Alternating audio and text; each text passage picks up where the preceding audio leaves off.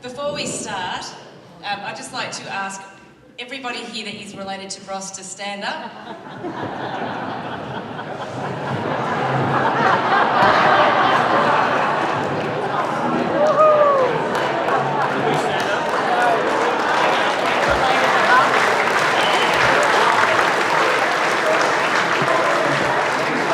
And he just said, you've all probably worked for it. Gee, I've been waiting years for this moment, Bros. Lost for words, really. This great man beside me is the heart and soul of the Koroit Irish Festival. He means a lot, so much to his family, but also to a lot of people here in Koroit, and especially to me. I love you. I love you too, Tishy, so don't get too jealous. And what we just saw was just amazing. It's just a snapshot of Bros in his 78 years. Hope you don't mind me saying how young you are, Bros. But he has just done so much for Koroit, for community, for family, for friends, for people in need, and he is just one in a million. Bros, you are probably one of the reasons why I love the Koroit Irish Festival so much, why I love the committee so much, why I've stayed on the committee for as long as I have. I know back in early days you'd always say, oh, I'm too old for this, I've got to let the young ones in. And I always said, when you go, I'll go. And he stayed. And you and your family are also, a big reason why myself and my family love Koroit. You're just all such wonderful people and so welcoming and got big hearts, and we're very, very lucky. So you are the most deserving ambassador for the 30th Koroit Irish Festival. You've done so much over the years. We'll talk about that in a moment. But everyone, before we get into it more, I know I'm sort of babbling, but it's how much you mean to me, Bros. Another big round of applause, everyone.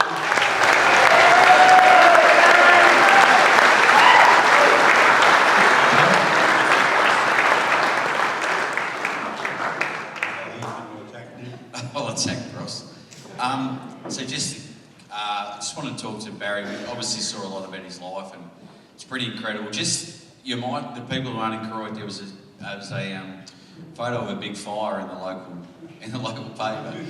Barry used to own the fish and chip shop and caught fire one night and burned most of Koroit down. It wasn't his fault though, but anyway, it was back in the early 70s, so it was a bit of a highlight for Koroit, just a bit of fire, go for a drive, see what's going on. So he was the man, so that was where he made the front page of the local paper. And the Melbourne Sun, there you go. Not many Koroit people at the front of the Melbourne Sun. But I just wanted to, obviously with Barry's had a really special life, but I just wanted to touch on his time with the festival. So the story of the festival, it began in 1997, and the original committee done an awesome job, and come the end of 2009, they've just worn out, as you do get in these community things, and they were ready to hand it over, and unfortunately, and no fault of theirs, unfortunately, there probably wasn't a crew ready to take it on, and Barry went to a meeting one night, and I think there was 3 on the committee left, and that was it, and Barry just sort of thought, well, something's got to be done here, I've got to do it, which is fine. But at the time, Barry was 60-year-old, probably, a little bit older even, and he, as you saw by the photos, one thing that really struck me then is that he was a hard man back in his day. Like we see him now as, someone a little bit older and a bit of a father figure, I suppose, to the town. But back then he was a strong spud picker, raising all these kids and doing whatever he had to do for his family.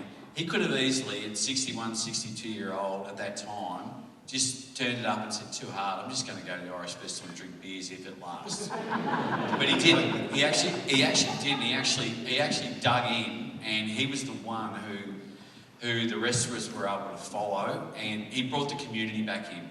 And we often talk about this, that Barry admits that, he might be everyone's cup of tea because he stands up for himself and he has his say, but there was so many times in the early days when Baz was early in the committee where he said to me, "Oh, well, I had a blue with him back in 1962 or whatever."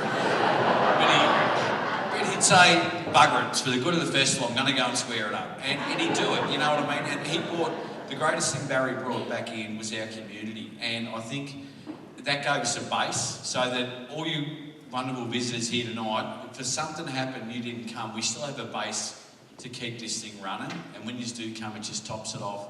And that wouldn't have happened without Barry. So I think this festival, it's not understatement to say it wouldn't be happening today if it wasn't for what this man done, who could have easily, just as I said, just sat back and he'd done his hard work. He'd raised an unreal family. He'd done all that. Could have just sailed into the sunset. For the last 16 years, he's done exactly the opposite, and that's why we're here, and that's what's such a great event tonight.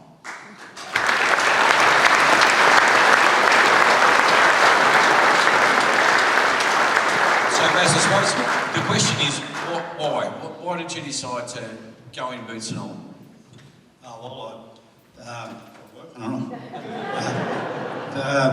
I suppose when we were young,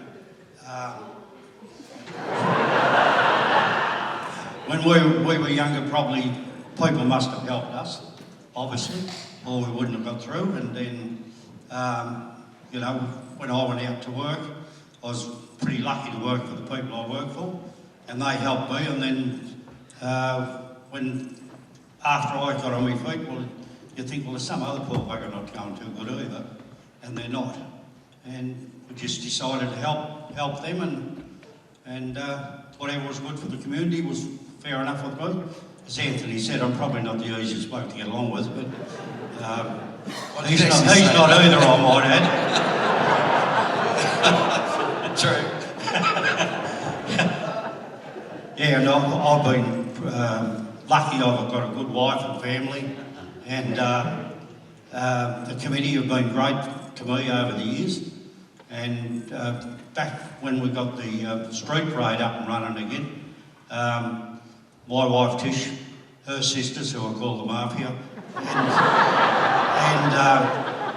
and my own daughters and friends, we had a parade, put the old people in the cars, took them to spin up the street and give them a cup of tea and a cake and biscuits and stuff afterwards. And Tish and her family, they put all that on at no cost to anybody.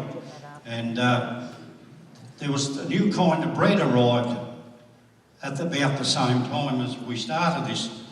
We were busy down the street. It used to start about 6 o'clock in the morning. And before I left, she said, "You've got one job, bring home the bread for the sandwiches." Anyway, about 7:30, the phone's ringing, and this voice is screeching on the other end of the phone, "Where's the effing bread?" So we found a new bread that day, and then when they only had a few hours to get it ready, to get it up to the pub for the old people to have, and then she got locked out the gate, so it wasn't a good day that day.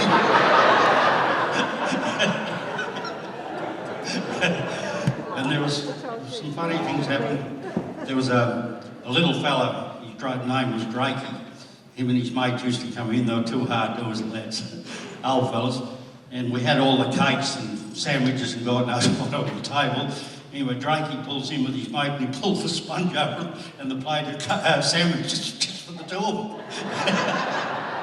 He wasn't too happy, we took it off him. Yeah, no, they were all good days. It was great.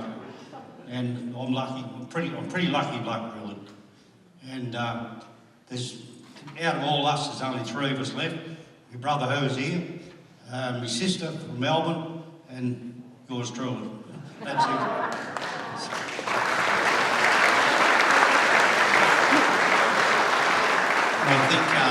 I think you listen to Bros and just the sincerity of what he talks about. But the one thing I've struck with him is just loyalty. I think loyalty is probably the best quality you can have in life. And you know, with him, looks you in the eye, and that's it. You know. And we've had, you know, not tips or whatever, but you know, I get the head on sometimes and give him a showing, and you know, so I said you went close. Yeah, it's been pretty close sometimes, but you know though, you know every time he's got your back, and if he thinks you're doing the right thing, well then you've got no worries at all. And I think that's why with Adele, it's pretty special. I mean, Barry's got his fan in, but I think the relationship these two have got is just amazing. To see people from, two different generations just so close, and the way they interact with each other is just amazing. So, and they're very special people, and it's just great to have them both up here tonight together. And Barry's even got a suit on. So, he got told that, I think. Thanks, guys. I think you'll all agree that Barry is a very deserving ambassador for the 30th Koroit Irish Festival. And you've all seen, that he's one of the most capable people around. You ask him to do something and he'll do it. And he usually comes off doing things pretty well. But I do remember one occasion, Ross, we're down at the Green a few years ago during the Koroit Irish Festival, and we had some competitions on. We had the Green Eyed competition, and I thought, oh gee, I don't have a judge here. So I said, Ross, can you please judge this Green Eyed competition? So Australia's most Irish green eyes. Of course, I could always say yes. Ross is someone that never ever says no. But what happened, Ross? Well, I was the judge, and unbeknown to her, I'm colourblind. I gave it to a blue. The girl that won it had blue eyes. You'll never let that one down. And I just also like to say, you are wonderful, your family's wonderful, but behind every great man is an even better woman.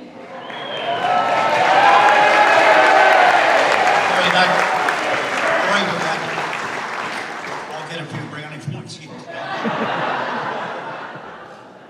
So thank you, Tish. I know you've put up with a lot. I know a lot over the years. So a big round of applause, and we've got some beautiful flowers as a little way of saying thank you.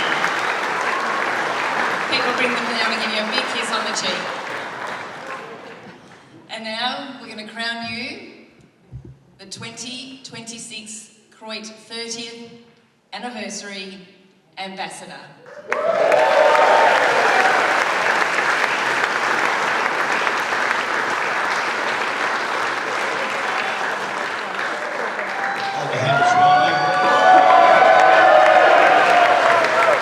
I'd just like to thank everybody here, the committees and my family over the years.